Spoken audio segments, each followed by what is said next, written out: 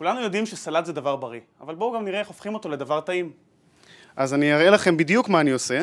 5 דקות עבודה, אפילו פחות, ויש לכם שמן וחומץ וטעמים במשך שנים.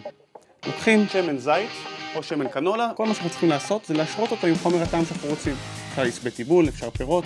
בואו נבחר למשל בקורקום, יעשה לנו שמן צהוב יפה. נשקשק את הכלי במשך 10-15 שניות, ואת זה שומרים בצד, שבוע, שבועיים, 3. אותו דבר בדיוק אנחנו עושים עם חומץ. אז אנחנו לוקחים חומץ בן יין, ניקח כל חומר טעם שנרצה, למשל תותים, נשרה אותם ביחד למשך שבוע, שבועיים, ככל שיותר, ככה יהיה יותר טעם. נשים את זה בצד ונסנן. לאחר הסינון קיבלנו חומץ וטעמים. כל מה שנשאר הוא להכין רוטב וסלט. לוקחים את השמן שהכנו, את החומץ שהכנו, אפשר משהו מתוק כמו סילן ודבש, מערבבים יחד עם הסלט, ויש לנו סלט בריא עם טיבול טעים וצבעוני.